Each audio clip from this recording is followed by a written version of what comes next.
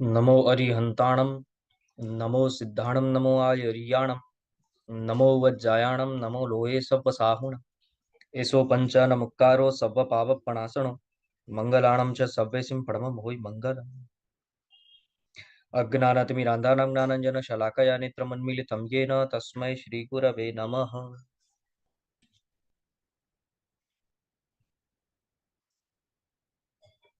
चलो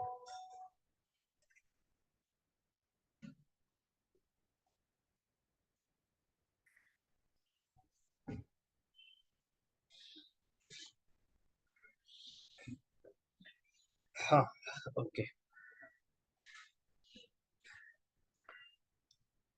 તો 22 અભક્ષ્યના વિષયમાં આપણે વાત કરી રહ્યા હતા અને 22 અભક્ષ્યની અંદર આપણે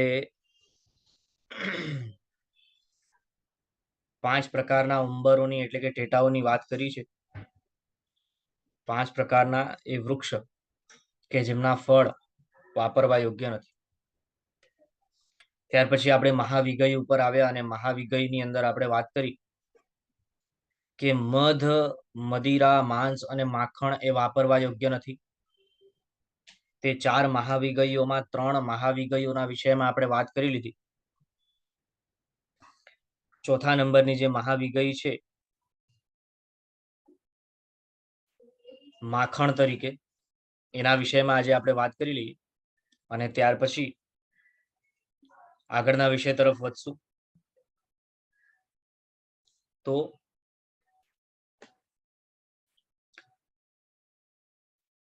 માખણ એ મહાવિગય કહી છે। જેમ કે આપણે બધા જાણીએ છીએ કે વિગય એટલે વિગયનો અર્થ શું છે ભાઈ? જે વિકાર પેદા કરે તે વિગય। અને મહાવિગય તો કે વિશેષ રીતે જે વિકારને પેદા કરે છે તે વિગય છે, તે મહાવિગય છે। વળી માખણ છાશની અંદર જ્યાં સુધી છે ત્યાં સુધી તેની અંદર જીવોત્પત્તિ નથી, પણ જેમ જે સમયે તે છાશમાંથી છૂટું થાય કે તરત જ તેની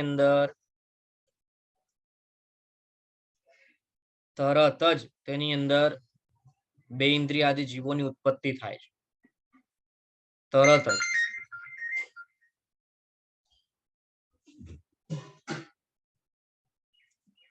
તો માટે શાસ્ત્રકાર ભગવંતો છે ને માખણને વર્જ્ય કહ્યું છે, તજવા યોગ્ય કીધું છે, અભક્ષ્ય કીધું છે। આપણને કદાચ એવો પ્રશ્ન થાય કે માખણની અંદર જે બે ઇન્દ્રિય જીવો થાય છે તે દેખાતા તો નથી।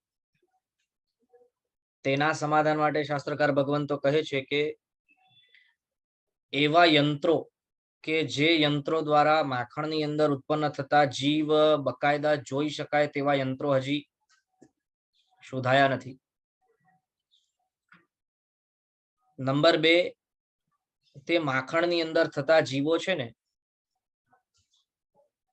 તે જ રંગના, તે જ કલરના, જે માખણનો કલર છે, રંગ છે, તે જ રંગના હોય છે અને અતિ સૂક્ષ્મ હોય છે। તેથી તેમને પકડી પાડવું ઈઝી બનતું નથી। વળી છાછમાંથી નીકળતાની સાથે જો માખણની અંદર જીવો ઉત્પન્ન થાય તો પછી તેમાંથી બનતું ઘી વગેરે કઈ રીતે ચલાવી દેવાય? તેના માટે પણ શાસ્ત્રકાર ભગવંતો સમાધાન આપે છે કે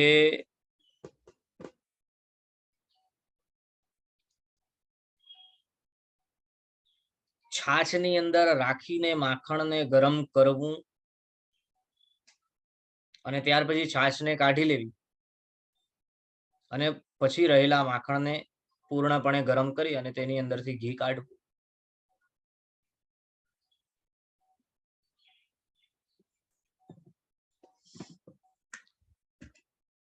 માખણ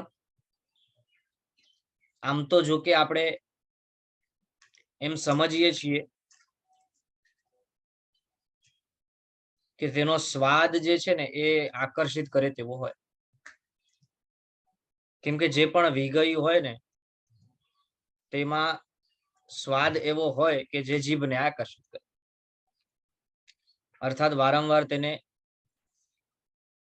વાપરવાનું મન થાય અથવા તો અવસરે અવસરે તેને ચાખવાનું મન થાય.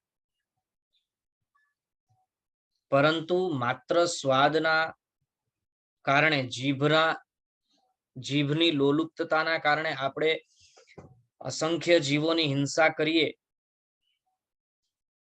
તે તો યોગ્ય નથી. વળી જેમ મેં કહ્યું હતું કે બજારની અંદર જે બટર મળે છે ને તે તો માખણ છે જ નહીં, તે તો ઝેર જ છે. અને વળી એની અંદર એવી જુદી જુદી વસ્તુઓ ભેળવીને તે બનાવવામાં આવે છે કે આપણે કલ્પના સુદ્ધા ના કરી શકીએ. એટલે બજારમાં મળતું માખણ તો ભૂલી જ જાઓ, એ તો વાસ્તવિકતા માખણ જ નથી, ઝેર છે. અને જો તેવો ઝેર આપણે પોતાના પેટની અંદર પધરાવીએ તો ધીરે ધીરે ધીરે ધીરે તે આપણા શરીરને ખતમ કરી નાખશે, ખલાસ કરી નાખશે. અને આપણે પહેલા જ વાત કરી છે કે જૈન દર્શનની અંદર ભક્ષ્યાભક્ષ્યની જે વાત કરી છે તે માત્ર હિંસાની અપેક્ષા નથી કરી, પરંતુ હિંસા, ફિઝિકલ હેલ્થ અને મેન્ટલ હેલ્થ ત્રણેયની અપેક્ષાએ વાત કરવામાં આવી છે. તો આ માખણ એ ચોથા નંબરની મહાવિગઈ તરીકે શાસ્ત્રકાર ભગવંતો બતાવે છે, તજવા યોગ્ય કહે છે. વળી જેમ મેં કહ્યું કે તેની અંદર થતી જીવોત્પત્તિ એ આગમગમ્ય છે. એવા યંત્રો કે જેના દ્વારા તેની અંદર થતી જીવોત્પત્તિ સ્પષ્ટપણે હમણાં સાબિત કરાય તેવું નથી, માટે યંત્રથી સાબિત ન કરી શકાય એટલા માત્રથી તે જીવોથી યુક્ત નથી તેમ ન કહેવાય. કેમ કે આજની તારીખમાં પણ ઘણી બધી વસ્તુઓ એવી છે કે જેને યંત્રથી સાબિત કરી શકાય તેવું નથી, છતાં પણ તેનો અનુભવ આપણે કરતા હોઈએ છીએ. તો તે રીતે આગમગમ્ય હોવાથી, એટલે કે આગમોની અંદર પરમાત્માએ જે પ્રમાણે માખણને વર્જ્ય અને અભક્ષ્ય બતાવ્યું છે તે પ્રમાણે તેના પ્રત્યે, તે વચનો પ્રત્યે શ્રદ્ધા રાખી અને તે માખણને તજવા યોગ્ય છે. સર્વજ્ઞ ભગવંતો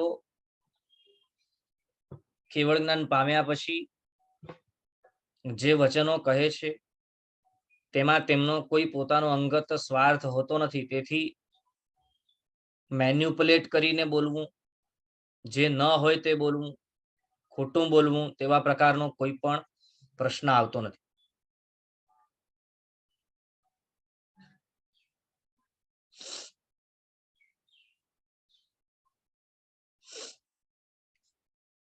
તો આ ચાર મહાવિગયોના વિષયમાં આપણને કહ્યું છે.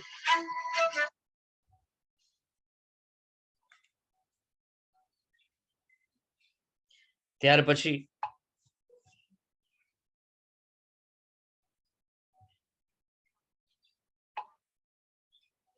જે ગાથા છે તેની અંદર આપણે વાત કરી કે પંચુંબરી એટલે 5 પ્રકારના ઉંબર ટેટાની વાત. ત્યાર પછી મહાવિગઈ, એ 4 મહાવિગઈઓ પણ આપણે જોઈ.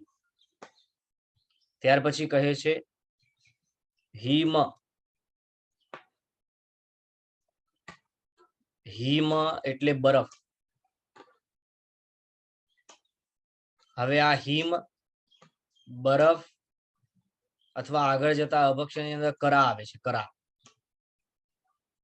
ત્રણેયમાં સરખો દોષ છે. એટલે બરફ કહો, હિમ કહો કે કરા કહો, ત્રણેયની અંદર સરખો દોષ છે. તો બરફનું જે આપણે બરફની સમજણ લઈશું તો તેની સાથે સાથે છે ને આપણે કરાની પણ સમજણ લઈ લઈશું. એટલે કે હિમની સમજણ સાથે સાથે કરાની પણ સમજણ લઈ લઈએ તો એની અંતર્ગત આવી જશે. તેમાં કહે છે કે પાણી પોતે અસંખ્ય જીવોનો સમૂહ છે. પાણી પોતે અસંખ્ય જીવોનો સમૂહ છે. એક બુંદની અંદર અસંખ્ય જીવો રહેલા છે. પરંતુ પાણી વગર ચાલી શકે તેમ નથી, તેથી ન છૂટકે અસંખ્ય જીવોના સમૂહ એવા પાણીનો આપણને વપરાશ કરવો જ પડે છે. હા, એટલું ખરું કે આપણે તેની અંદર જેટલી જૈણા પાડી શકીએ તેટલો પ્રયત્ન અવશ્ય કરીએ, પણ સંપૂર્ણ પાણીનો ત્યાગ કરી દઈએ તેવું તો શક્ય નહીં બને.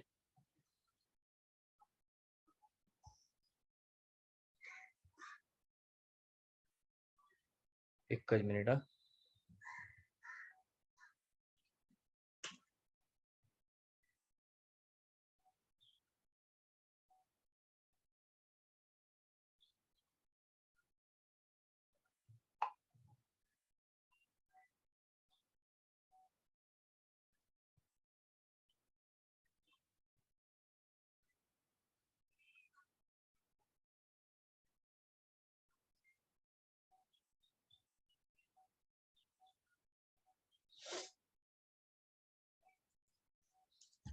તો પાણી વિના ચાલે તેમ નથી, એટલે સંપૂર્ણપણે પાણીનો ત્યાગ કરી શકતા નથી.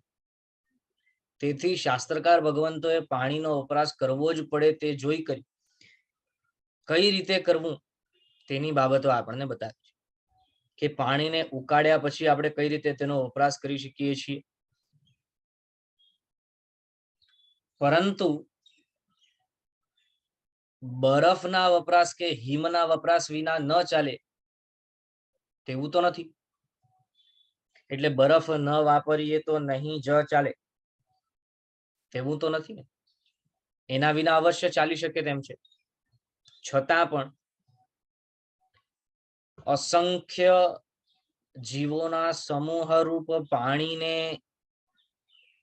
થીજાવીને આપણે તેને બરફ બનાવીએ છીએ.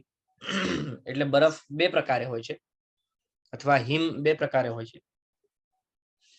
એક તો કુદરતી રીતે જે આકાશમાંથી પડે છે, અમુક ક્ષેત્રોની અંદર તે બરફ સ્વરૂપે પડે છે, અમુક ક્ષેત્રોની અંદર તે વરસાદ સ્વરૂપે હોય છે. પણ જે ક્ષેત્રોમાં બરફ એટલે કે સ્નો તરીકે અથવા કરા તરીકે પણ અવસરે પડતો હોય તે પણ અસંખ્ય જીવોના સમૂહ રૂપ જ છે. વળી એટલું જ નહીં, પાણી સ્વયં તો અસંખ્ય જીવોના સમૂહ રૂપ છે, પણ પાણીનો આશ્રય લઈને બીજા બે ઇન્દ્રિયાદિ જીવો પણ જીવતા હોય છે. એટલે કે ગાળેલું પાણી ન હોય તો તે અણગણ પાણીની અંદર બે ઇન્દ્રિયાદિ જીવો પણ હોય છે. એટલે એ વાત તો સ્પષ્ટ છે કે બે પ્રકારે જે હિમ છે, બરફ છે, એક તો કુદરતી રીતે જે આકાશમાંથી પડે છે તે, અને બીજું જે મેનમેડ છે, બનાવવામાં આવે તે એ બંને બરફ, હિમ અથવા કરા પણ તજવા યોગ્ય છે, કેમ કે તેના વિના જીવનમાં ચાલી ન શકે તેવું નથી. માટે તે આપણા શોખ ખાતર આપણે વાપરતા હોઈએ છીએ. એમાં મોટે ભાગે શક્યતાઓ એવી છે કે ઘરની અંદર અથવા ઘરથી બહાર જ્યાં પણ બરફ બનાવવામાં આવતું હોય,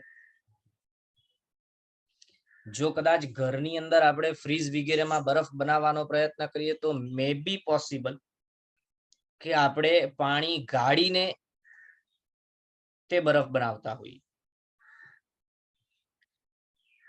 પણ બજારમાં જે બરફ મળે છે અથવા બને છે તે તો અણઘણ પાણીથી જ બને છે. તેથી બે ઇન્દ્રિય આદિ જીવો પણ જે તેની અંદર રહેલા હોય તે પોતે થીજી જાય અને મૃત્યુને પામે. ઉપરાંત અસંખ્ય પાણી તરીકે જે જીવો રહેલા છે તે પણ આ રીતે થીજી જઈને જ્યારે બરફનો વપરાશ થાય ત્યારે મૃત્યુને પામે. એટલું જ નહીં, બરફ આપણે પોતે પોતાના શોખ ખાતર અને સ્વાદ ખાતર વાપરીએ છીએ, તેથી તેને વાપરતા સમયે તે જીવોની હિંસા જે થાય છે તેનામાં આપણે અનુમોદના કરીએ છીએ, તેની આપણે અનુમોદના કરીએ છીએ. વળી મોટે ભાગે બરફનો વપરાશ તેને ખીસીને થતો હોય છે, એટલે કે તેને જેમ કોઈ આપણે કાકડી વગેરે ખીસી નાખતા હોઈએ તે રીતે આ બરફને પણ ખીસી નાખીને તેનો વપરાશ કરવામાં આવે છે. એટલે તે જીવો કે જે થીજી ગયેલા છે અને જીવતા છે તેમને ખીસી નાખીને મારી નાખવામાં આવે છે. એટલે ભયંકર પીડા અને વેદના સહિત તે જીવો મરતા હોય છે. વળી બરફ પોતે અભક્ષ્ય છે, તો તેથી બનાવેલી બધી વસ્તુઓ પણ અભક્ષ્ય જ હોય, ત્યાં તો કોઈ શંકાને સ્થાન જ નથી. આઈસ્ક્રીમ હોય, કોલ્ડ ડ્રિંક હોય, સોડા વગેરે હોય, જે પણ શરબત વગેરે હોય, તે બધી વસ્તુઓ અભક્ષ્ય જ ગણાય છે. કેમ કે બરફ સ્વયં અભક્ષ્ય હોવાથી તેનાથી બનેલી બધી વસ્તુઓ પણ અભક્ષ્ય હોય છે, અથવા તે જેની અંદર નખાતું હોય છે તે બધી વસ્તુઓ પણ અભક્ષ્ય બને છે. એથી ઉપરાંત આ બાબતમાં એમ કહે છે કે કોઈને કદાચ એવી શંકા થાય કે ઉકાળેલું પાણી, સર્વપ્રથમ તો પાણીને ગાળી લઈએ અને પાણીને ગાળી લીધા બાદ જો એને ઉકાળી લઈએ અને ઉકાળ્યા પછી એને બરફ બનાવીએ તો, કેમ કે ઉકાળેલા પાણીની અંદર તો જીવો નથી ને, તો ત્યાં એવું છે કે એક વખત પાણી ઉકળી ગયા પછી પણ જો રૂમ ટેમ્પરેચરમાં હોય ત્યાં સુધી તેમાં કાળ પ્રમાણે જીવોત્પત્તિ થતી નથી, પણ જો ફ્રીજમાં રાખીને એને થીજાવવામાં આવે તો જ્યારે તે ઠંડુ થાય છે તો તે ઠંડુ થતાની સાથે તેની અંદર એવું વાતાવરણ થાય પેદા કે જેના કારણે ફરી પાછો પાણી સચિત થઈ જાય, એટલે કે પાણી સ્વરૂપે જે જીવો રહે છે તે પાછા તેમાં ઉત્પન્ન થઈ જાય. એટલે એવું નથી કે આપણે વસ્તુને એક વખત ગરમ કરી લીધી પછી ફ્રીજમાં મૂકી દઈએ એટલે તે વપરાય. કેમ કે ઘણા લોકો એ પ્રમાણે પણ કરતા હોય કે છાશને અથવા દહીંને ગરમ કરી લે અને પછી તેને ફ્રીજમાં મૂકી દે ઠંડી કરવા માટે. તો ચલો છાશ કે દહીં તો ગરમ કર્યા પછી છે ને, જો છાશ અને દહીં તો એમે અચિત જ છે, કેમ કે દૂધ પોતે અચિત છે, દૂધમાંથી દહીં બને તો તે પણ અચિત છે, પણ એને ગરમ આપણે દ્વિદળની માટે કરતા હોઈએ છીએ કે દ્વિદળ ન થાય. પણ છાશ ગરમ કર્યા બાદ જો ફ્રીજમાં રાખી દઈએ ને અને પછી દ્વિદળ એટલે કે કઠોળ વગેરે સાથે વાપરીએ તો દ્વિદળનો પાપ નહીં લાગે, પણ અભક્ષ્યનો તો લાગશે જ નહીં. કેમ કે ફ્રીજમાં રાખેલી વસ્તુની અંદર એક વખત થીજી જાય એટલે તેની અંદર અવશ્ય જીવોત્પત્તિ થાય અને તેના કારણે તે અભક્ષ્ય બને છે. એટલે આ વસ્તુ આપણને ખાસ જુઓ, પહેલાના જમાનામાં કોઈ ફ્રીજ વગેરેની વ્યવસ્થા હતી નહીં અને માટે તાજું બનતું અને તાજું ખવાતું. વળી ભારતની અંદર ફ્રીજની કોઈ જરૂર જ નથી. બહારના જે બીજા દેશો છે તે દેશોમાં જે વાતાવરણ છે તે વાતાવરણના કારણે તેમને હીટર અથવા ફ્રીજ વગેરેની જરૂર પડતી હોય તેવો ત્યાં માહોલ છે અને એટલે ત્યાં જરૂરિયાત હતી માટે ઇન્વેન્શન વગેરે કરવામાં આવ્યું હશે. પરંતુ પાશ્ચાત્ય સંસ્કૃતિનું અનુકરણ કરીને આપણે પોતે ઘરની અંદર ફ્રીજ લઈ આવ્યા. તેથી શું થાય છે,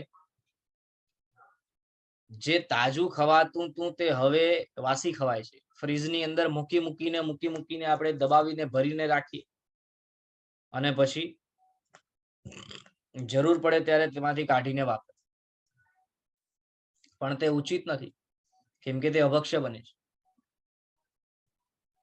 માટે અહીંયા બરફ, હિમ અને કરા વગેરેના વિષયમાં કહે છે કે તેનામાં સરખો દોષ છે ત્રણેય જીવ અસંખ્ય જીવોના સમૂહ રૂપ છે, તેથી વર્જવા યોગ્ય છે. અને તેનાથી બનેલી ice cream, ice water, soda, kulfi, ice cream તે બધું તજવા યોગ્ય છે, વર્જવા યોગ્ય છે. આ રીતે આપણને હિમ બરફ અથવા કરાના વિષયમાં કહે છે. કર ઘે તરીકે જો કે ગાથાની અંદર વસ્તુ અલગથી આવે છે, પણ તે આપણે આની સાથે જ લઈ લીધું. એટલું જ છે કે કરા એ કુદરતી રીતે આકાશમાંથી પડે છે, અને બરફ જેવી વસ્તુ આપણે મેન મેડ પણ હોઈ શકે, એટલે કે ઘરની અંદર પણ બનાવી શકાય તેમ છે. પરંતુ આકાશમાંથી કરા જે પડે છે તે પણ અસંખ્ય અપકાયના જીવના સમૂહ રૂપ જ છે.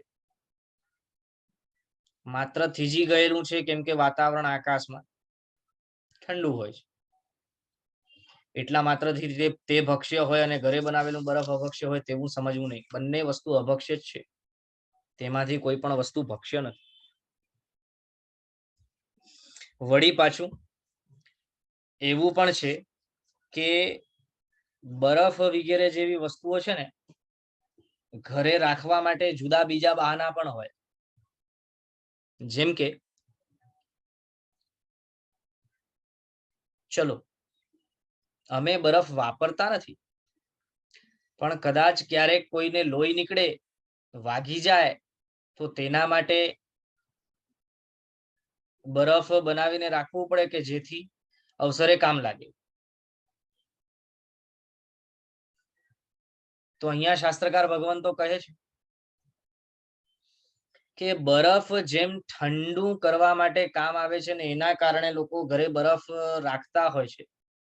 કોઈને કદાચ વાગે અને લોહી નીકળે તો બરફ લગાડો, તે વાગેલા ઉપર તો તરત લોહી થીજી જાય, એટલે લોહી નીકળવાનું બંધ થઈ જાય. પણ તેની બદલી તેના બીજા પણ ઉપાયો છે. ઘા વાગ્યો હોય તો કાપૂસ બાળીને આપણે ચોંટાડી દઈએ તો રૂજ આવી જાય. જે ઘરે રૂ હોય, રૂ કાપૂસ, તેને બાળી અને બળતો બળતો કાપૂસ એના ઉપર ચોંટાડી દઈએ તો તરત રૂજ આવી જાય અને લોહી પણ બંધ થઈ જાય તરત જ. એટલે એના માટે બરફ રાખવાની જરૂર નથી. કદાચ કોઈને મૂંઢમાર લાગી હોય, સૂજી ગયું હોય, તેના માટે બરફનો વપરાશ કરવો હોય તેવું પણ બની શકતું હોય, તો તેના માટે પણ બીજા ઈલાજો છે. ઠંડાનો જ શેક કરવો એવો કોઈ નિયમ નથી. ગરમનો પણ, અતિ વધારે ગરમનો પણ શેક કરીશું, અથવા બીજી રીતે ઠંડાનો શેક કરવો હોય તો બીજી એવી વસ્તુ આવે કે જેનો તમે વિલેપન કરો તો ઠંડાશ થઈ જાય. જેમ કે ચંદન વગેરે છે, તેનો લેપ કરો તો તરત જ ઠંડુ થઈ જાય. એટલે શાસ્ત્રકાર ભગવંતો ખાસ આ બાબતમાં આપણને એમ કહેવા માંગે છે કે આવી કોઈ ઇમરજન્સીના કન્ડિશનમાં મે બી પોસિબલ કદાચ તમે બરફ રાખ્યો હોય તો ત્યાં હજી તેની ઝેણા અવશ્ય આપણને કરવી જોઈએ, પણ બાકી વાપરવા માટે તો આપણને તેની જરૂર છે. કેમ કે વાપરવાનું એટલે કે ખોરાક તરીકે લેવા માટે તો તેની જરૂર જ નથી, કેમ કે તે આપણે શોખ ખાતર અને સ્વાદ ખાતર વાપરીએ છીએ. એટલે આ બધી વસ્તુઓ જો આપણે નિયમમાં હોઈએ ને તો બંધ થઈ જાય. જેમ કે ઓછામાં ઓછું બિયાસણાનું આપણું નિયમ હોય તો બિયાસણાની અંદર જે ખોરાક વાપરવાનું 2 વખત આવે, બસ તેના પછી આ ઠંડા અને આઈસ્ક્રીમ ને ફલાણું ને ઢીકણું એ બધું વાપરવાનો અવસર જ ના આવે. વળી જ્યારે બ્યાસણું કરતા હોઈએ ત્યારે પણ જો અચિત વાપરવાનો જ નિયમ હોય, સચિત વાપરવાનો નિયમ જ ન હોય, એટલે કે અચિત જ વાપરી, સચિત નહીં વાપર, સચિત ત્યાગનો નિયમ હોય તો બિયાસણા સમયે પણ આ બધી વસ્તુ વાપરવાનો પ્રશ્ન નથી આવતો. એટલે પોતાને આપણે જેટલું નિયમમાં રાખીએ ને તેટલી વધારે સારી રીતે આ બધી વસ્તુઓ આપણે પાડી શકીએ તેમ છે. અને હા, એવું બને કે આપણી ટેવ ના હોય તો શરૂઆતમાં કદાચ આપણને થોડું કઠણ લાગે, થોડું અઘરું લાગે, પણ 2-5 મહિના કર્યા પછી જયારે ટેવ પડી જાય ને તો પછી તે વસ્તુ અઘરી લાગતી નથી. એક વખત નિયમ થઈ ગયા પછી તે વસ્તુ અઘરી લાગતી નથી. અને પાછું રૂટીનમાં આવી જાય ને એટલે પછી આપણને લાગે કે બસ હવે તો આ જ ઉલટાનું સારું છે, કેમ કે આનાથી શરીર પણ સ્વસ્થ રહે છે, મન પણ એકદમ સ્વસ્થ રહે છે અને તેથી આરાધના વગેરે પણ વિશેષ થાય છે, સમય પણ ભરપૂર મળે છે. એટલે અવશ્ય આપણા જીવનમાં આ રીતે નિયમો હોવા જોઈએ. વળી આપણા અહીંયા શાસ્ત્રોની અંદર 14 નિયમોની પણ વાત કરેલી છે. તે પણ ખૂબ જ નાનકડો ઓછામાં ઓછો સમય લે તેવું અનુષ્ઠાન છે અને લાભ ઘણો આપી શકે તેવો છે, મોટો લાભ આપી શકે તેવો અનુષ્ઠાન છે. એટલે તે 14 નિયમરૂપ અનુષ્ઠાન પણ આપણને દિવસ અને રાત્રિ દરમિયાન અવશ્ય કરવું જોઈએ, લેવું જોઈએ.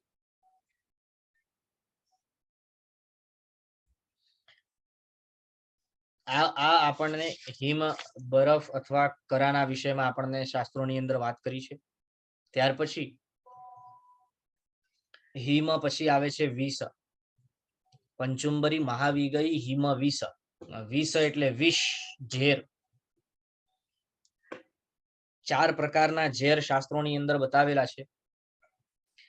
તેમાં કહે છે ખનીજ એટલે કે જે ખાણમાંથી નીકળે એવા અમુક પદાર્થો ઝેરી હોય તો તે ખનીજ છે.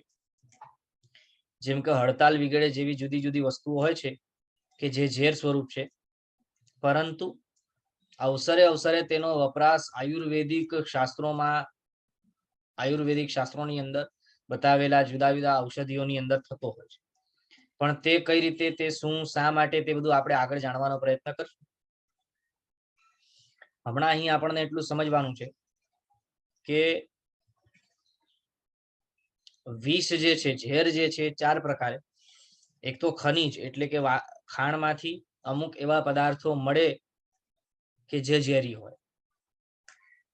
ત્યાર પછી કહે છે પ્રાણીજ. પ્રાણીજ એટલે પ્રાણીઓ દ્વારા ઉત્પન્ન થતું ઝેર. જેમ કે સાપ છે, વીંછી છે, તેમની અંદર જે જુદા જુદા પ્રકારના ઝેર હોય છે તે. ત્યાર પછી કહે છે વનસ્પતિજ એટલે વનસ્પતિ દ્વારા ઉત્પન્ન થતું. અમુક એવી વનસ્પતિઓ હોય કે જે પોતે ઝેર સ્વરૂપ છે, પોઈઝન છે. અને અમુક મિશ્ર એટલે કે મિશ્ર હોય, વનસ્પતિ અને ખનિજ વગેરે દ્વારા બનીને થતું હોય. 2-3 વસ્તુ મિક્સ થઈ જાય ત્યારે ઝેર બની જતું હોય તેવું, તો તે મિશ્ર. જેમ કે કપૂર છે અને નારિયેળ છે, તો એ નારિયેળના પાણીની અંદર કપૂર નાખીએ તો ઝેર બની જાય, તો એ મિશ્ર છે. તો આ રીતે વિષ એ 4 પ્રકારની છે. હડતાલ વગેરે ખનિજ છે, વીંછી વગેરેનું જે પ્રાણીજ છે, પછી અફીણ, ધતુરો, આકડો વગેરે એ વનસ્પતિ, અને જે બીજી ઝેરી દવાઓ હોય કે જેનું મિશ્રણ કરીને અમુક બનાવવામાં આવતું હોય તે મિશ્ર.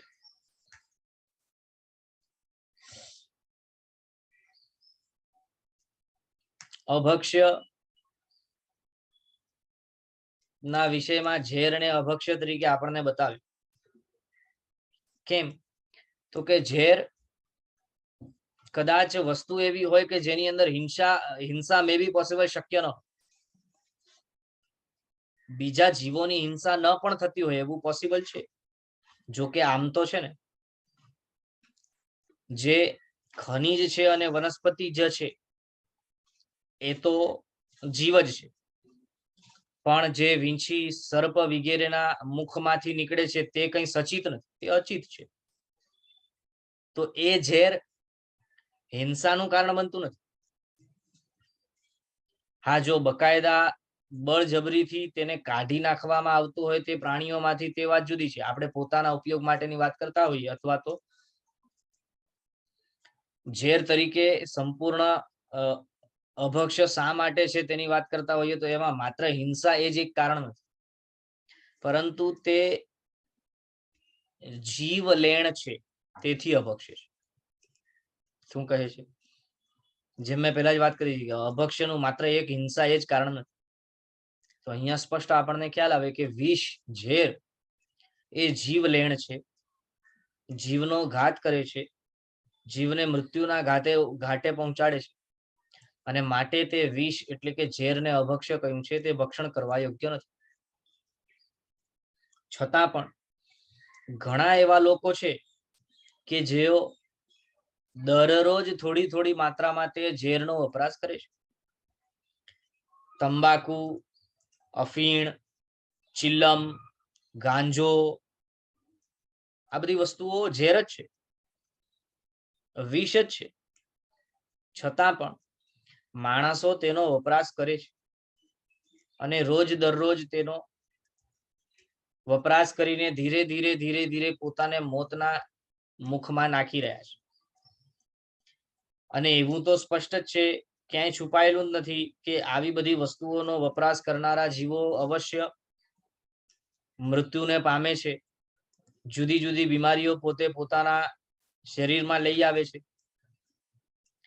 કેમ કે ઘણા એવા લોકો કે જે સિગરેટ, બીડી વગેરે પીતા હોય અથવા તો તંબાકુ વગેરેનું સેવન ડાયરેક્ટલી કરતા હોય, અફીણ, ચિલમ, ગાંજા વગેરેનું સેવન કરતા હોય, તો તે લોકો જુદી જુદી બીમારીઓ પોતાના અંદરમાં લાવતા હોય છે અને વહેલા મૃત્યુને પામતા હોય છે.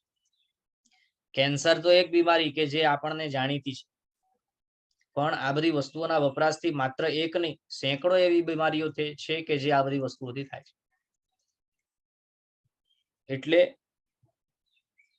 આ અભક્ષ્ય છે, કેમ કે જીવઘાતક છે. નંબર 2,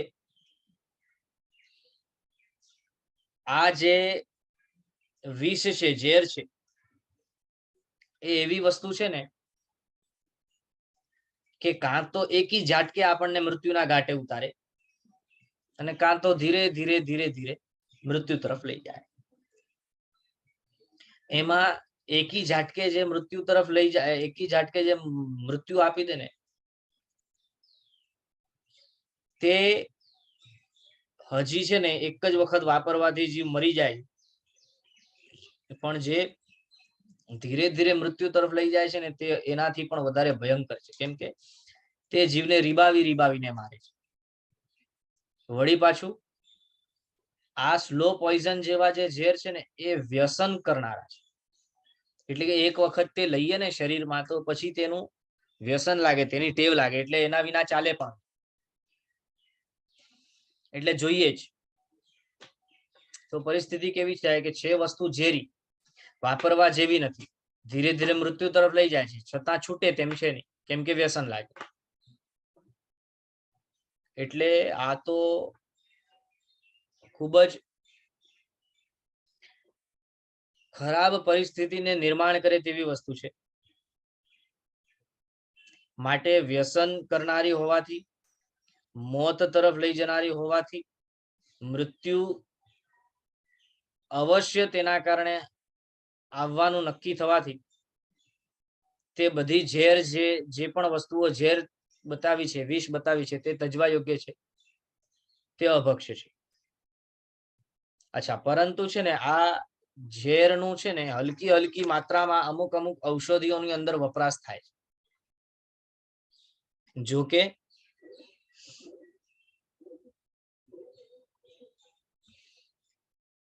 પ્રાચીન જે આયુર્વેદિક શાસ્ત્રો છે ને, પ્રાચીન આયુર્વેદિક શાસ્ત્રો, તે પ્રાચીન આયુર્વેદિક શાસ્ત્રોની અંદર આ ઝેરી અથવા વિષ જેવી વસ્તુઓનો વપરાશ, ઉપયોગ બતાવેલો નથી.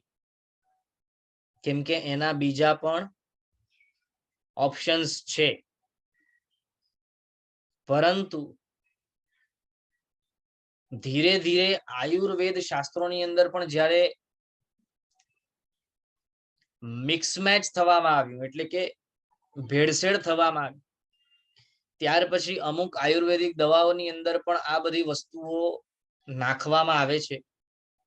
અને ઝેર હોવાથી તે શરીરને અવશ્ય નુકસાન તો કરશે અને મનને પણ નુકસાન તો કરશે.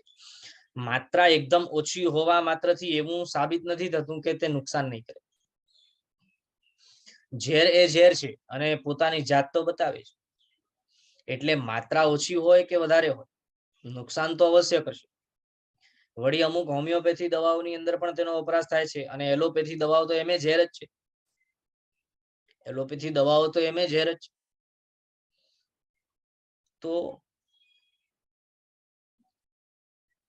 એવી વસ્તુઓ કે જે ઝેર હોય તેનો વપરાશ દવાઓની અંદર પણ થતો હોય તેવી દવાઓનો વપરાશ કરવો પણ જોખમ રૂપ છે.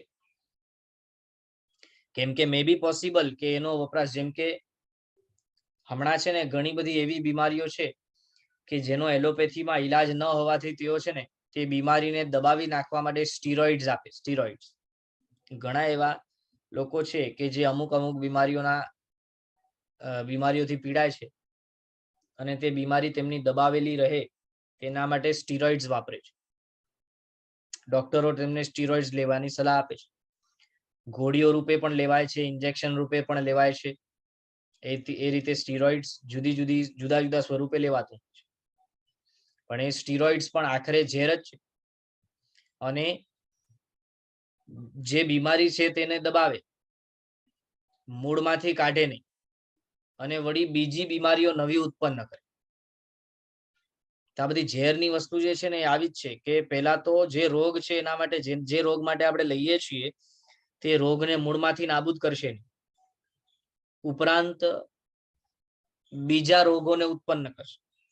માટે તે બધી દવાઓ કે જેની અંદર આ જીવલેણ વસ્તુઓનો વપરાશ થતો હોય તે પણ આપણને વર્જવા તજવા યોગ્ય છે તેવું શાસ્ત્રકાર ભગવંતો સ્પષ્ટ કહે છે. હવે પંચુંબરી મહાવિગય એટલે 5 અને 4 9, હિમ વિષ એટલે 11. તો 22 માંથી 11 પૂરા થઈ ગયા. હવે બચ્યા હજી 11. એ કરઘે પણ આપણે બરફની સાથે એટલે કે હિમની સાથે લઈ લીધું તો 12 થયા. હવે બચ્યા 10. તેમાં કહે છે ભૂમિકાય સર્વમટ્ટીય એટલે સર્વ પ્રકારની માટી. અહીં સર્વ પ્રકારની માટીના ઉપલક્ષણથી ભૂમિકાયની વાત કરે છે. સર્વ જાતની જે માટી છે, પથ્થર છે, ખડી છે, ખારો છે, કાચું મીઠું છે, આ બધું અભક્ષ્ય છે. માટે સર્વમટ્ટીય તેની અંદર સર્વ પ્રકારની માટી એમ 13મા નંબરનું અભક્ષ્ય બતાવે છે. માટી સામાન્યથી જુઓ, કોઈ માટી ખાય નહીં, બરાબર. માટી કઈ આપણે આમ પકડીને મોઢામાં નાખતા, પણ અમુક અવસરે પરિસ્થિતિઓ એવી પણ બનતી હોય છે જ્યારે કદાચ એવો સમય આવે દુષ્કાળનો કે જ્યાં ભોજન વગેરેની વ્યવસ્થાઓ ન હોય, પરિસ્થિતિ એવી હોય કે જ્યાં મૃત્યુ નજીક આવી જશે તેવો સમય આવી ગયો હોય, દુષ્કાળનો સમય એટલે કે દુકાળનો સમય હોય, પરિસ્થિતિઓ ભયંકર હોય, લોકોને ખાવા પીવા માટે કશું હોય નહીં, તેવી પરિસ્થિતિમાં મનુષ્યો, તિર્યંચો બધા જેનાથી ભૂખ મટે તે ખાવાનું ચાલુ કરી દે. વળી નાના બાળકો પણ છે ને પોતે શું ખાવું જોઈએ શું ન ખાવું જોઈએ તેની ખબર ન હોવાથી અને વળી જે આવે તે મોઢામાં નાખવાની ટેવ હોવાથી અવસરે રમતા રમતા માટીને મુખમાં નાખી દેતા હોય છે, અથવા તો ભીંત વગેરે ઉપર ચૂનો લાગેલો હોય કે પુટ્ટી વગેરે કરેલી હોય તે પણ મુખમાં નાખી દેતા હોય છે. તો એ બધી જુદી જુદી પરિસ્થિતિઓને ધ્યાનમાં રાખી અહીં સર્વ પ્રકારની માટી એ અભક્ષ્ય છે, ભક્ષણ કરવા યોગ્ય નથી તેમ કહે છે. વળી છે ને બજારમાં અમુક એવી માટી પણ છે કે જે ખાવા માટે વેચાય છે. આ ખરેખર અમુક જાતના એવા પથ્થરો, નાના નાના અને માટી ખાવા માટે વેચાય છે, આવું પણ છે. વળી કાચો મીઠો એ પણ બજારમાં વેચાય છે, એ પણ અભક્ષ્ય છે. એટલે કાચું મીઠું સર્વ પ્રકારની માટી જે પણ ભૂમિની અંદર આ રીતે થતું હોય તે બધું તજવા યોગ્ય છે. અસંખ્ય જીવોનો સમૂહ છે, તેથી તેનામાં પણ તે પ્રકારે જેમ અબકાયના વિષયમાં બરફ કરા વગેરેના વિષયમાં આપણે જોયું કે તેમાં દોષ છે, તે રીતે આ બધી વસ્તુઓમાં પણ અવશ્ય દોષ છે. માટે પોતે પણ તે જો ઘણા લોકો એવા પણ હોય ને જેમને અમુક કેલ્શિયમ વગેરે જેવા મિનરલ્સ કે વિટામિન્સની અછત હોય શરીરમાં, તો તેમને છે ને માટી વગેરે ખાવાનું ગમે, એટલે અવસરે અવસરે તેઓ માટી ખાય. અમુક મોટી ઉંમરના બાળકો કે જે સમજતા હોય કે માટી ખાવા જેવી વસ્તુ નથી, છતાં પણ તેમને આ અમુક વસ્તુઓની શરીરમાં અછત હોય તો માટી વગેરે ખાય, એવું બનતું હોય છે. અને મોટાઓ પણ, કેટલાક તો મોટાઓ પણ આ રીતે માટી ખાય, એવું બને છે. તો માટે માટી એ ભક્ષ્ય નથી પણ અભક્ષ્ય છે, તેવું સ્પષ્ટ આપણને બતાવ્યું છે. ચોક હોય, ચૂનો હોય, ઘેરું હોય, આ બધી વસ્તુઓ સચિત હોવાથી તેનો ઉપયોગ કરવો હોય તો પણ તેને પાણીમાં નાખી ઉકાળી પછી તેને સૂકવીને તેનો ઉપયોગ કરાય, જેથી તે અચિત થઈ જાય. એટલે ચૂનો, ચોક, ઘેરું વગેરેનો પણ ઉપયોગ થતો હોય છે, ખાવા માટે નહીં, બીજી પણ વસ્તુઓ માટે. ખાલી ખાવા માટે નહીં, બીજી રીતે પણ જો તેનો ઉપયોગ થતો હોય તો તેનો ઉપયોગ પણ કઈ રીતે થાય, તો કે જો કે આપણે ઘરની અંદર જે ચૂનો વગેરે વાપરીએ છીએ, સૂકો, ભીનો નહીં, સૂકો ચૂનો જે હોય કે જે આપણે પાણીમાં નાખતા હોઈએ પાણીને અચિત કરવા માટે, તે તો એમે અચિત જ, કેમ કે બજારમાંથી જે રીતે આવે છે ત્યાં અચિત થઈને જ આવે છે. અને જે કાચું મીઠું છે, એ કાચું મીઠું જે સમુદ્રી મીઠું છે એ તો સચિત છે જ. જે પહાડી મીઠું છે ને એ પણ સચિત જ હોય. એને જ્યાં સુધી વિશેષ રીતે શસ્ત્રો ન લાગે, ભઠ્ઠીની અંદર માટલાઓમાં રાખીને તેને શેકવામાં ન આવે, બરાબર લાલ કરવામાં ન આવે, ત્યાં સુધી છે ને તે સચિત જ હોય. અને મીઠું જે છે ને એની યોની એટલી સૂક્ષ્મ છે ને કે જ્યાં સુધી એ બરોબર શસ્ત્રો એને ન લાગે ને ત્યાં સુધી અચિત થતું નથી. એટલે મીઠા જેવી વસ્તુ જો ઘરે વપરાતી જ હોય છે તો એના બાબતમાં આપણને બરાબર ધ્યાન રાખવા યોગ્ય છે. એટલે સિંધવ મીઠો પણ જો આપણે વાપરતા હોઈએ તો તે સિંધવ મીઠો પણ સફેદ વાળો ન હોવો જોઈએ, લાલ વાળો હોવો જોઈએ. પિંકિશ લાલ કલરનો જે હોય તે સિંધવ મીઠો બરાબર પકાવેલો હોય, અથવા બેસ્ટ સંચર વાપરવી એ સૌથી બેસ્ટ છે. કેમ કે સંચર છે ને એ ડાયરેક્ટલી પ્રાપ્ત નથી થતી, એને બનાવવામાં આવે છે મીઠા વગેરેનો પ્રોસેસ કરીને. તો એને તમે જોજો, યુટ્યુબ ઉપર ઘણા બધા વિડીયોઝ છે કે જેની અંદર સંચર કઈ રીતે બનાવાય છે તે બતાવેલું છે. તેમાં તમે જોશો તો તમને ખ્યાલ આવશે, મોટી મોટી ભઠ્ઠીઓ હોય, એની અંદર માટલાઓમાં આ સંચર વગેરે જે મિશ્રિત પદાર્થો તે બધું ભરીને રાખવામાં આવે, ને એ ભઠ્ઠીઓની અંદર માટલાઓને રાખવામાં આવે, ગરમ કરવામાં આવે, તપાવવામાં આવે, અને પછી એમાંથી માટલા ઉપરથી તોડી કરી અને તે આખો ગોલો જે અંદર બનેલો હોય તેને આખું બહાર કાઢવામાં આવે, પછી એ રીતે અચિત થઈને વપરાય છે. હા, બહારનું મીઠું જો તમે લાવ્યા હોય ઘરે તો તેને પાકું કરીને વાપરવું. જો કે તમે રસોઈ વગેરેમાં નાખો છો ને તો ઓટોમેટિકલી તે ચૂલા ઉપર જાય એટલે શાક દાળ વગેરેમાં તો એ અચિત થઈ જાય. ઉપરથી નાખો તો એ અચિત ના હોય, સચિત હોય. પણ જો તમે મીઠું ઘરે વાપરતા હો ઉપરથી નાખવા માટે પણ, તો શું કરવાનું, એને બરાબર વાસણની અંદર લઈ અને તવા ઉપર એને કાં તો ડાયરેક્ટલી તવા ઉપર રાખવો મીઠો, ડાયરેક્ટલી તવા ઉપર મીઠું રાખી અને એને બરાબર શેકવાનું, ક્યાં સુધી, જ્યાં સુધી લાલ ન થઈ જાય ત્યાં સુધી, એટલે બ્રાઉનિશ લાલિશ ન થઈ જાય ને ત્યાં સુધી એને શેકવાનું. એટલું એને શેકો તો બરાબર એ અચિત થાય, અન્યથા સચિત જ રહે. માત્ર એને થોડુંક આમ તવા ઉપર થોડુંક ફેરવી દીધું પછી લઈ લીધું તો એટલા માત્રથી તે અચિત થતું નથી. સૌથી બેસ્ટ તો શું છે કે જે પાકો સિંધવ મીઠો આવે છે તે વાપરવું સૌથી બેસ્ટ છે. ઘરની અંદર પણ, કેમ કે સમુદ્રી મીઠું એમે શરીર માટે પણ હાનિકારક છે અને સચિત છે. જ્યારે કે સિંધો મીઠો લાલ વાળો જે પિંકિશ લાલ વાળો જે સિંધો મીઠો આવે તે પાકું હોય છે અને સાથે સાથે શરીર માટે પણ ગુણકારી હોય છે. પહેલાના જમાનામાં કોઈ પણ સમુદ્રી નમક વાપરતા નહોતા. આપણા અહીંયા ભારતની બધા સિંધવ મીઠો જ વાપરતા હતા. પરંતુ ધીમે ધીમે બધી રીતો બદલાઈ, જેના કારણે શરીરમાં બધી ગડબડો ઊભી થઈ. તો આ રીતે આપણને મીઠા વગેરે માટે પણ કહ્યું છે, માટી માટે પણ કહ્યું છે.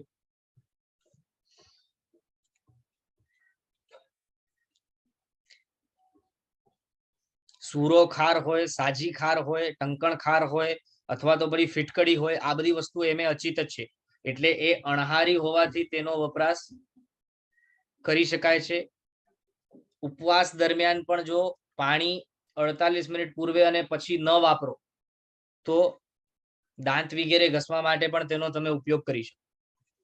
ફટકરી હોય, ફોરેલી ફટકરી હોય, તે ફોરેલી ફટકરીનો પાવડર હોય તેને દાંતમાં ઘસી લ્યો અને 48 મિનિટ પહેલા અને પછી પાણીનો વપરાશ ન કરો તો તમે ઉપવાસમાં પણ તેનો વપરાશ કરી શકો તેમ છે. એટલે એ બધી વસ્તુ અચિત હોય છે. સૂરો ખાર હોય, સાજી ખાર હોય, ટંકણ ખાર હોય, ફિટકરી હોય, આ બધી વસ્તુઓ અચિત જ હોય. એ રીતે શાસ્ત્રોની અંદર બતાવ્યું છે. જો કે આમાંથી ઘણી બધી વસ્તુઓ તમે વાપરતા પણ નહીં હોય, તમને ખ્યાલ પણ નહીં હોય.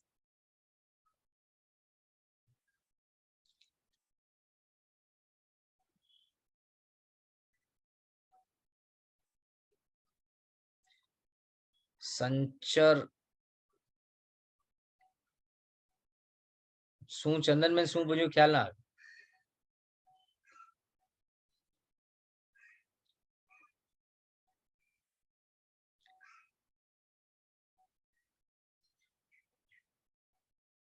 હા જ બોલો.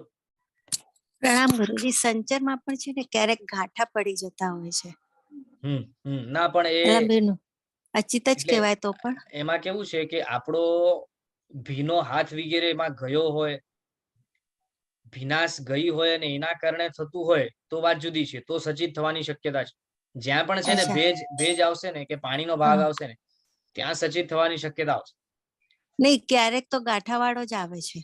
હા, તો એમાં વાંધો નથી, કેમ કે એકચ્યુઅલીમાં છે ને એ બનાવવામાં આવે ને ત્યારે ઓટોમેટિક જ્યારે માટલાઓમાં બનાવે છે ત્યારે ગાંઠાઓ વાળો જ હોય છે. પછી એને મારી મારીને ભૂકો કરે તો એમાં વાંધો નથી, પણ ભીનાશ ભેજ વગેરે ન લાગવું જોઈએ, એટલું ચોક્કસ. નહીં, પણ આમ આપણને આમ સૂકું ન લાગે, ભેજ જ લાગે. ગાંઠાવાળો હોય ને એ પણ આમ ભેજ જ લાગે. એટલે હા, તો સચેત હોવાનું શક્ય છે. તો પછી એને ચૂલા ઉપર શેકી લેવા. જી હા, આભાર. જી.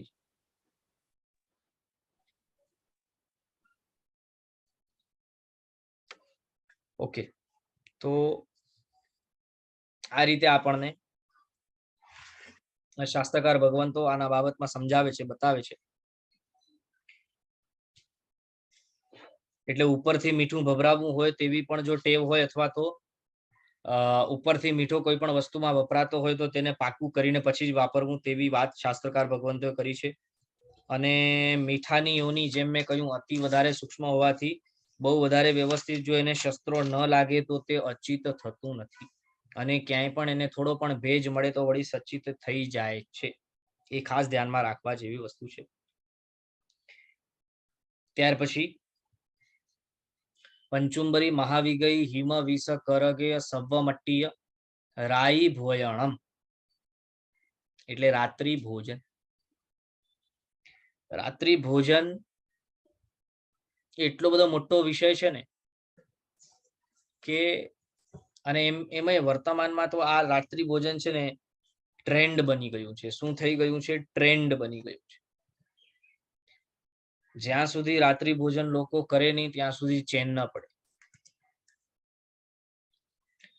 આવા મોટા મોટા જે પાપો છે ને નરકે લઈ જવા વાળા, તેવા મોટા મોટા પાપો વર્તમાન કાળની અંદર ઘણા બધા હોવાને કારણે છે ને શાસ્ત્રોમાં એમે લખ્યું છે સ્પષ્ટ કે 5મા આરાની અંદર જન્મેલા જેટલા પણ જીવો છે તેમાંથી 80% તો સીધે સીધા નરકગામી જ થવાના છે. અહીંથી મૃત્યુ પામી નરકે જશે તેવું સ્પષ્ટ બતાવેલું છે. અને વળી પાછું શક્ય એ પણ છે કે મનુષ્ય ભાવ પણ તેમને નરકમાંથી આવીને મળ્યું, કેમ કે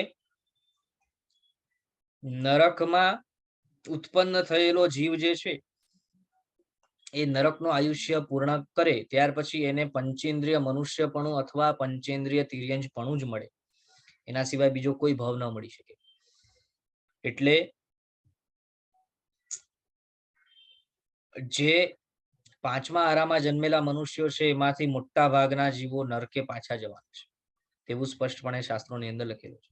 અને એના પાછળનું કારણ પણ નર્ક માટે જે હાઈવે છે તે છે. અનંતકાયનું ભક્ષણ છે, રાત્રિ ભોજન છે, 7 વ્યસનોનું સેવન છે. આ બધી વસ્તુઓ જે બતાવી છે નરકના હાઈવે તરીકે, તે નરકના હાઈવે તરીકેની વસ્તુઓ જે બતાવી તેનું જીવનમાં સેવન ઉપયોગ તે જ ખરેખર સીધે સીધું પાછું નરકમાં લઈ જવા માટેનું કારણ છે. વ્યભિચાર, 7 વ્યસનો, રાત્રિ ભોજન, અનંતકાયનું ભક્ષણ, આ બધી વસ્તુઓ સીધે સીધી ડાયરેક્ટલી નરકમાં લઈ જાય તેમ છે. માટે સાવચેત રહેવા જેવું છે. રાત્રિ ભોજન પણ વિષય એવો એટલો મોટો છે કે આપણે 5 મિનિટમાં તેને પૂરું કરી શકીએ તેમ નથી. વળી તેનાથી કેવા કેવા નુકસાનો થાય છે, શા માટે રાત્રિ ભોજન અભક્ષ્ય બતાવ્યું છે અથવા તજવા યોગ્ય બતાવ્યું છે, તેની પણ આપણે વિગતવાર વાત કરશું. કેમ કે છે ને ઘણી બધી દલીલો એવી પણ હોય છે લોકોની કે જૂના જમાનાની અંદર તો લાઇટની વ્યવસ્થા નહોતી અને તેથી સૂર્ય અસ્ત થઈ ગયા બાદ પૂર્ણપણે અંધારો હતો અને માટે તે અંધારાની અંદર ભોજન કરતા સમયે મે બી પોસિબલ કે જીવ જંતુ વગેરે તેની અંદર પડે અથવા તેનું ભક્ષણ થાય. પણ હવે તો ટ્યુબલાઇટો વગેરે બધું આવી ગયું છે એટલે સૂર્ય અસ્ત થઈ ગયા બાદ પણ રોશની તો હોય જ છે. અને તેવી રોશનીમાં રાત્રિ ભોજન નો પાપ શા માટે લાગે ભાઈ? કેમ કે રોશની હોવાથી જીવ જંતુઓ દૂર ભાગે છે એવી આપણી સમજ છે, પણ વાસ્તવિકતા આનાથી કંઈક જુદી છે.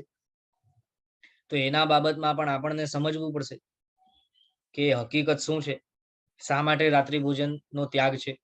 શું માત્ર લાઇટ એ જ એક મુદ્દો છે કે જેના કારણે રાત્રિ ભોજનનો ત્યાગ બતાવ્યો છે કે બીજા પણ કારણો છે? આ બધું આપણને સમજવું પડશે, ત્યારે જઈને આપણે આ રાત્રિ ભોજનના વિષયમાં સમજી શકશું, જાણી શકશું. તો રાત્રિ ભોજન તો મોટો વિષય છે, તેથી આપણે એને નેક્સ્ટ વર્ગની અંદર કન્ટિન્યુ કરશું. એના જુદા જુદા ભાંગાઓ પણ છે, તે પણ આપણે જાણવાનો પ્રયત્ન કરશું. ત્યાર પછી બહુબીજ વગેરેના વિષયો આવે છે, તો એ બધા વિષયો અવસરે આપણે કન્ટિન્યુ કરશું. આટલામાં કોઈને પ્રશ્ન હોય તો હેન્ડ રેઝ કરો.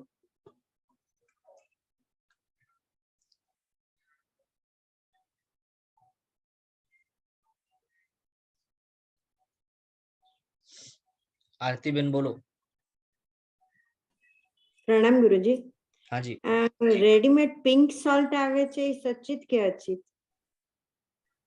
જે સિંધવ મીઠો તરીકે આવે છે પિંક કલરનું, તો એ પાકું મીઠું ગણાય છે સિંધવ હોય.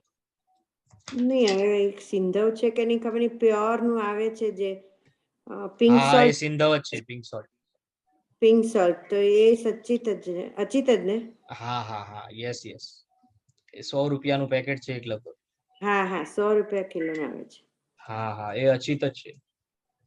ઓકે ઓકે, ભલે ભલે. જી જી જી જી.